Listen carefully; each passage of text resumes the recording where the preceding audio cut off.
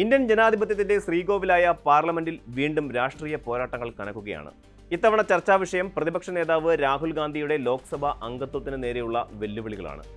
India America വ്യാപാര കരാറുമായി ബന്ധപ്പെട്ട് രാഹുൽ ഗാന്ധി നടത്തിയ പരാമർശങ്ങൾ രാജ്യവിരുദ്ധമാണെന്നും വിദേശ ശക്തികളുമായി ചേർന്ന് അദ്ദേഹം ഗൂഢാലോചന നടത്തുകയാണെന്നും ആരോപിച്ച് BJP MP നിഷികാന്ത് ദുബെ നൽകിയ നോട്ടീസ് രാഷ്ട്രീയ വൃത്തങ്ങളിൽ വലിയ ചർച്ചയായി മാറിക്കഴിഞ്ഞു.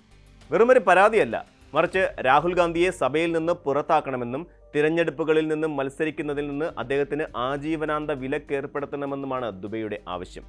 ഈ പശ്ചാത്തലത്തിൽ ഒരു ജനപ്രതിനിധിയെ സഭയിൽ നിന്ന് പുറത്താക്കാൻ ഭരണഘടനയും നിയമവ്യവസ്ഥയും നൽകുന്ന അധികാരങ്ങൾ എന്തൊക്കെയാണെന്നും അതിൻ്റെ പിന്നിലെ സങ്കീർണമായ പ്രക്രിയകൾ എന്താണെന്നും നമുക്ക് ആഴത്തിലൊന്ന് പരിശോധിക്കാം.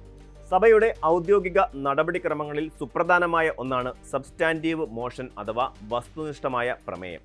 സാധാരണഗതിയിൽ സഭയിൽ ഉന്നയിക്കപ്പെടുന്ന ചോദ്യങ്ങൾക്കോ ചർച്ചകൾക്കോ അപ്പുറം സഭയുടെ മൊത്തത്തിലുള്ള അഭിപ്രായമോ തീരുമാനമോ പ്രകടിപ്പിക്കാൻ ഉപയോഗിക്കുന്ന സ്വാതന്ത്ര്യവും സ്വയംഭൂവുമായ ഒരു നിർദ്ദേശമാണിത്. ഒരു പാർലമെന്റ് അംഗത്തിന്റെ പെരുമാറ്റത്തെക്കുറിച്ചോ അല്ലെങ്കിൽ അതീവ പ്രാധാന്യമുള്ള ഒരു വിഷയത്തെക്കുറിച്ചോ സഭയുടെ വിധി നിർണ്ണയിക്കാൻ ഇത്തരം പ്രമേയങ്ങൾ സഹായിക്കുന്നു. സാധാരണയായി സഭയുടെ അന്തസ്സിനെയോ സുരക്ഷയെയോ ബാധിക്കുന്ന കാര്യങ്ങളിലാണ് ഇത് അവതരിപ്പിക്കപ്പെടാറുള്ളത്. ഒരു അംഗത്തെ പുറത്താക്കുക എന്നത് സഭയുടെ അധികാര പരിധിയിലുള്ള കാര്യമായതിനാൽ അതിന് കൃത്യമായ തെളിവുകളും സഭയിലെ ഭൂരിപക്ഷത്തിന്റെ പിന്തുണയും അത്യാവശ്യമാണ്. ഇത് പലപ്പോഴും പ്രിവിലേജ് മോഷൻ അഥവാ അവകാശ ലംഘന പ്രമേയത്തിൽ നിന്ന് വ്യത്യസ്തമാണ്. സഭയുടെ സവിശേഷ അധികാരങ്ങൾ ലംഘിക്കപ്പെടുമ്പോൾ ഒരു വ്യക്തിയെ ശിക്ഷിക്കുന്നതിനാണ് അവകാശ ലംഘന പ്രമേയം ഉപയോഗിക്കുന്നത്. എന്നാൽ സബ്സ്റ്റാൻറ്റീവ് മോഷൻ സഭയുടെ തന്നെ ഒരു നിലപാടായി മാറുന്നു എന്നതാണ് ഇതിൻ്റെ പ്രത്യേകത.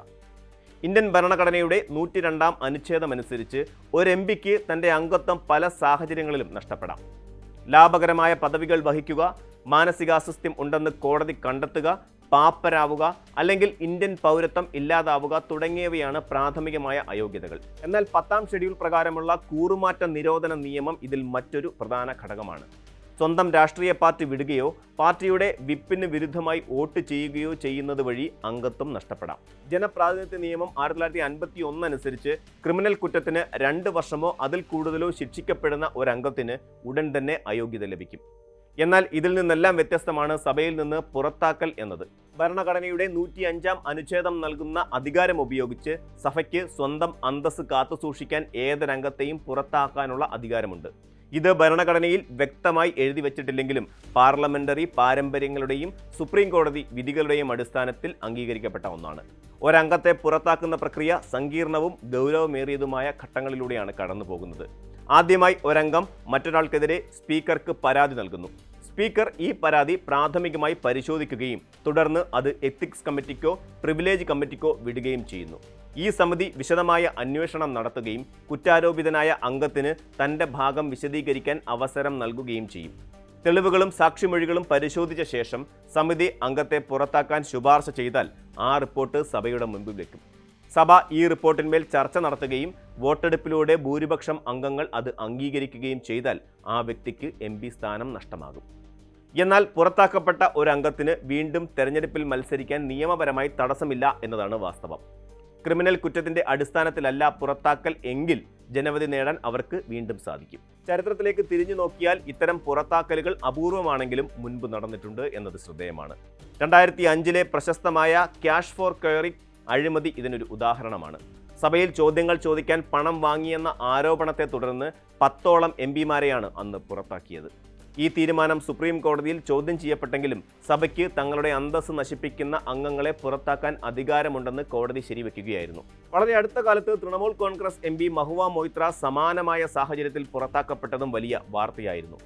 രാഹുൽ ഗാന്ധിയുടെ കാര്യമെടുത്താൽ 2023 അദ്ദേഹം നേരിട്ട അയോഗ്യത ക്രിമിനൽ അപകീർത്തി കേസിലെ ശിക്ഷയുമായി ബന്ധപ്പെട്ടതായിരുന്നു.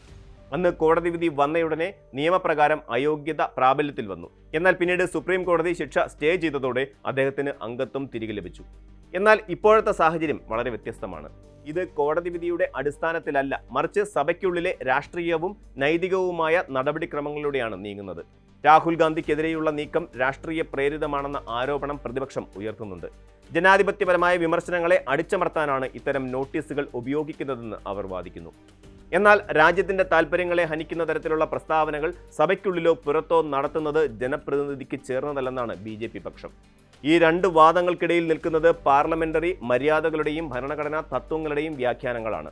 ഒരംഗം തന്റെ സവിശേഷാധികാരം ദുരുപയോഗം ചെയ്തുവെന്ന് കണ്ടെത്തിയാൽ നടപടിയെടുക്കാൻ സഭയ്ക്ക് ബാധ്യതയുണ്ട്. പക്ഷേ അത് കേവലം രാഷ്ട്രീയ പകപോക്കലാവരുത് എന്നത് ജനാധിപത്യത്തിന്റെ ആരോഗ്യത്തിന് അത്യന്താപേക്ഷിതമാണ്. സബ്സ്റ്റാൻറ്റീവ് മോഷൻ വഴി രാഹുൽ ഗാന്ധിയെ പുറത്താക്കുക എന്നത് നിയമപരമായി സാധ്യമാണെങ്കിലും അത് നടപ്പിലാക്കാൻ സ്പീക്കറുടെ തീരുമാനം നിർണായകമാണ്. നിഷികാന്ത് ദുബൈയുടെ പരാതി സ്പീക്കർ ഗൗരവമായി കാണുകയും അത് എത്തിക്സ് കമ്മിറ്റിക്ക് വിടുകയും ചെയ്താൽ ലോക്സഭയിൽ വീണ്ടും ഒരു നിയമയുദ്ധത്തിന് കളമൊരുങ്ങും. എത്തിക്സ് കമ്മിറ്റിയുടെ റിപ്പോർട്ട് സഭയിലെത്തുമ്പോൾ ഭരണകക്ഷികളുടെ ഭൂരിപക്ഷം അവിടെ നിർണായക പങ്കുവഹിക്കും. എന്നിരുന്നാലും കോടതികളുടെ ഇടപെടൽ ഇത്തരം കാര്യങ്ങളിൽ പരിമിതമാണെങ്കിലും സഭയുടെ നടപടികൾ നിയമവിരുദ്ധമോ ഭരണഘടനാ വിരുദ്ധമോ ആണെന്ന് തോന്നിയാൽ ജുഡീഷ്യറിക്ക് പരിശോധിക്കാനുള്ള പഴുതുകൾ ബാക്കിയുണ്ട്. ചുരുക്കത്തിൽ ഭാരതീയ പാർലമെന്ററി ചരിത്രത്തിലെ മറ്റൊരു നിർണായക സന്ധിയിലാണ് നാം നിൽക്കുന്നത്.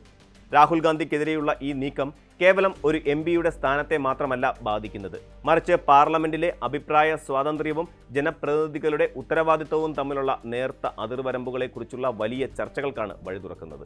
ഈ പ്രക്രിയ എങ്ങനെ മുന്നോട്ട് പോകുന്നു എന്നതിനെ ആശ്രയിച്ചിരിക്കും വരും കാലങ്ങളിലെ രാഷ്ട്രീയ സദാചാരവും സഭാ നടപടിക്രമങ്ങളും. സഭയുടെ പവിത്രത കാത്തുസൂക്ഷിക്കുന്നതിനോടൊപ്പം തന്നെ പ്രതിപക്ഷ ശബ്ദങ്ങളെ കേൾക്കാനുള്ള വിശാല മനസ്കതയും ജനാധിപത്യത്തിൽ ആവശ്യമാണ്. വരും ദിവസങ്ങളിൽ സ്പീക്കറുടെ തീരുമാനവും ഭരണ പ്രതിപക്ഷ കക്ഷികളുടെ നീക്കങ്ങളും ഇന്ത്യൻ രാഷ്ട്രീയത്തിന്റെ ഗതി മാറ്റാൻ പോകുന്നവയായിരിക്കും. കൂടുതൽ വാർത്തകൾക്ക് news 18 Keralam YouTube channel subscribe ചെയ്യുക.